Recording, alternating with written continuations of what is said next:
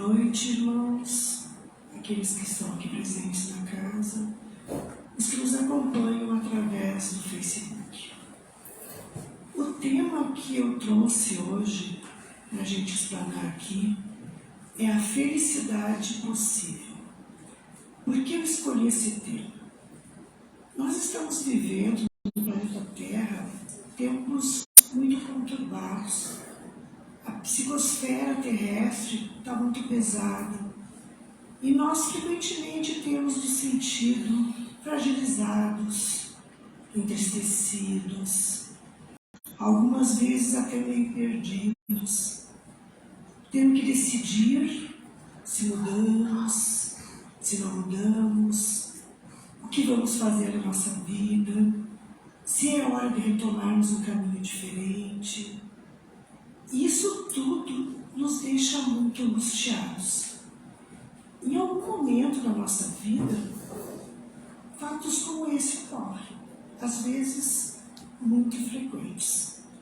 Então esse tema eu trouxe exatamente para que a gente possa se dar por conta do porquê isso está ocorrendo na nossa vida, porque isso ocorre para todos nós. No Evangelho segundo o Espiritismo, no capítulo 5, item 10, nós encontramos o seguinte texto: os espíritos só podem alcançar a perfeita felicidade quando são puros. Qualquer impureza lhe impede a entrada nos mundos felizes.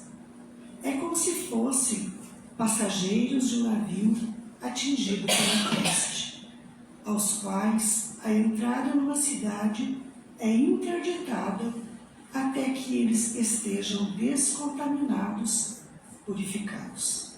Nas suas diversas existências corporais é que os espíritos se livram pouco a pouco das suas imperfeições.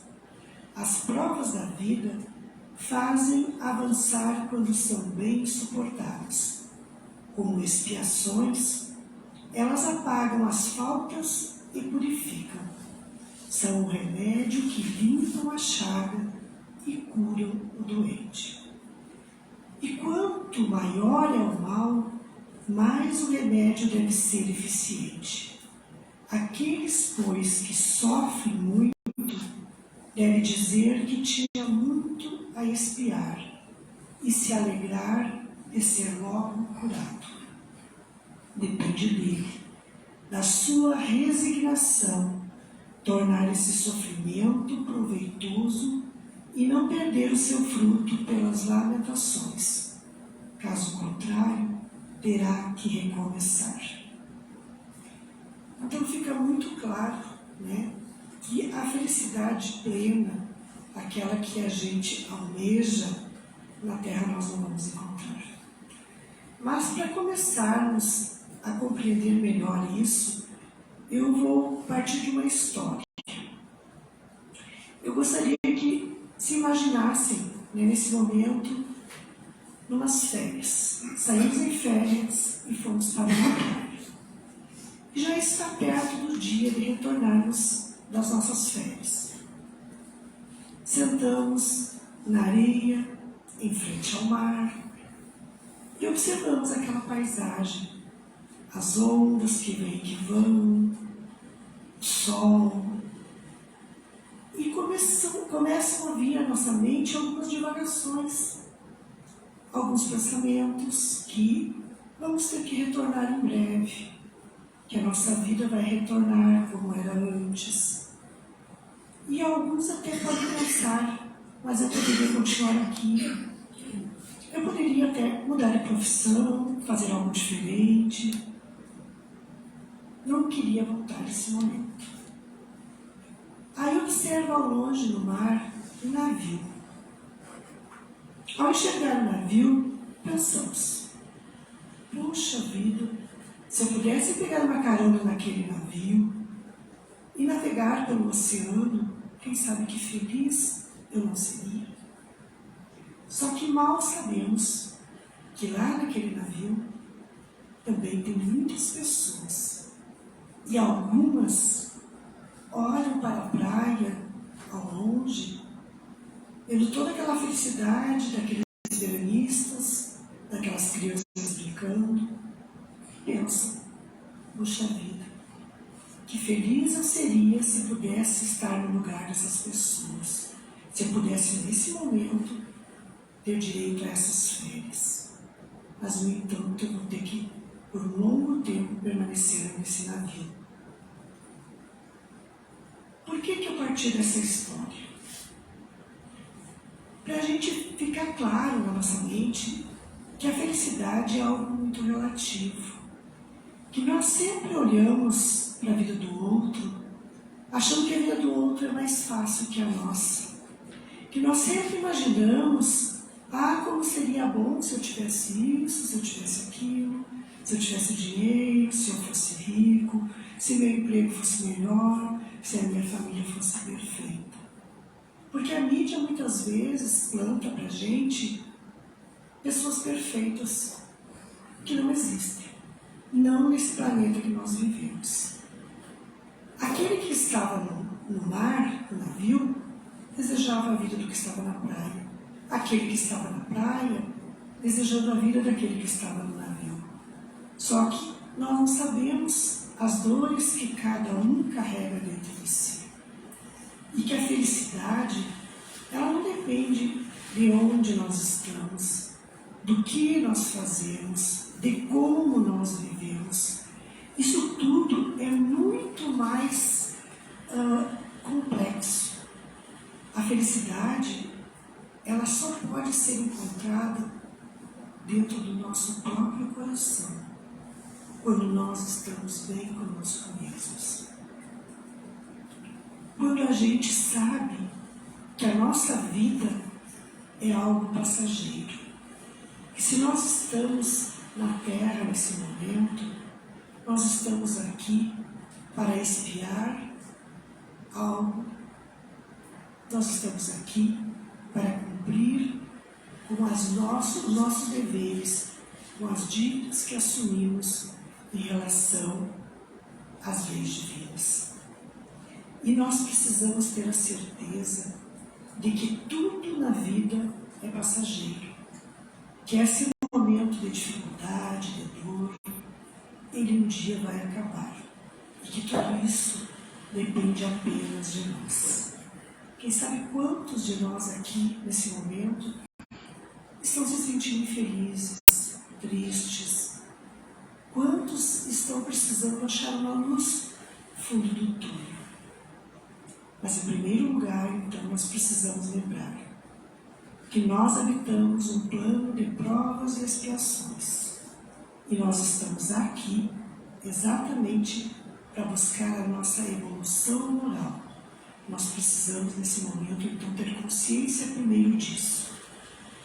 Depois disso, nós precisamos saber que nós somos espíritos muito pouco evoluídos, que nós temos muito ainda a aprender, que não é numa reencarnação que nós vamos conseguir nos tornar espíritos melhores. Podemos já dar um bom passo, mas não é só numa existência que nós vamos conseguir isso. A Terra, ela nos serve como uma escola. Imagine uma escola. Nós somos alunos dessa escola. Nós estamos nessa escola para aprender. E quantas vezes nós não fazemos direito à nossa lição? Quantas vezes nós matamos a aula, não estudamos para a prova? Nós não fazíamos aquilo que nós viemos aqui fazer bem feito. E o que acontece? Como numa escola, a gente sofre uma reprovação, que é esse momento de dor que a gente passa. Porque nós escolhemos, nós fizemos escolhas, nós agimos de uma maneira ou de outra, e tudo aquilo que a gente faz tem uma repercussão, tem um resultado. Às vezes o resultado é muito bom, a gente passa de ano. Às vezes esse resultado é péssimo e a gente precisa repetir o ano, repetir aquela disciplina até que a gente aprenda. E quantas vezes a gente reprova vidas após vidas e não aprende nunca? Aí a gente continua sofrendo até que a gente queira realmente evoluir e aprender. precisamos também compreender que quando a dor nos bate forte, é Deus nos dando um puxão de orelhas. Porque nós temos a consciência de que nós não estamos agindo corretamente. Por mais que às vezes a gente se sinta perdido, mas quando aquela dor nos vem, pode ter certeza que essa dor nos vem para nos chamar a atenção.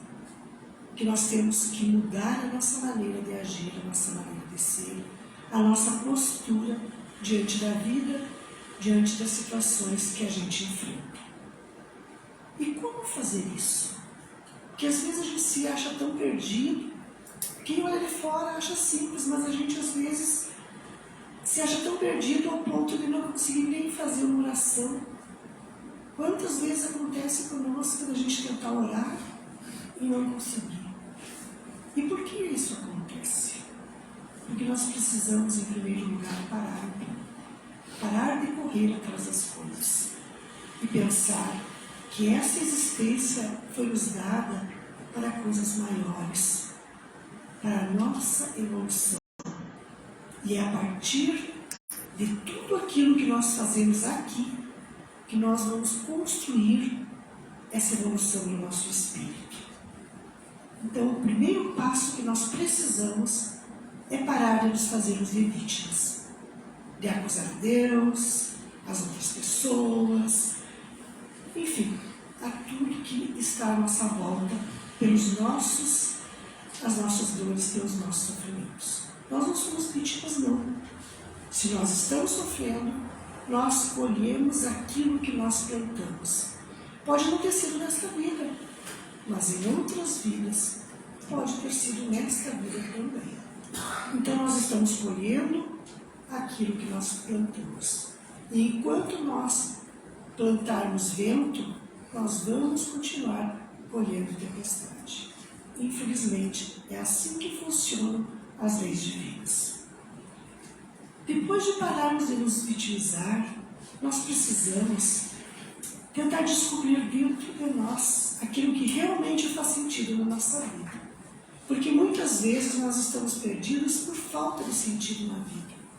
A nossa vida está indo como que um dia atrás do outro, vivendo naquela rotina, correndo atrás apenas do financeiro, apenas daquilo que nos falta.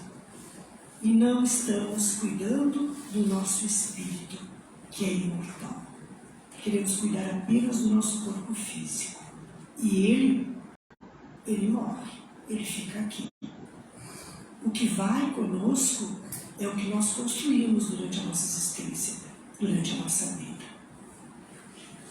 Com certeza, quando a gente para e analisa isso e começa a observar a nossa volta, os nossos irmãos, as pessoas com as quais a gente convive na nossa casa, as pessoas da nossa vizinhança, enfim, as outras pessoas, a gente começa a perceber que quantas dores existem à nossa volta, muito maiores que as nossas.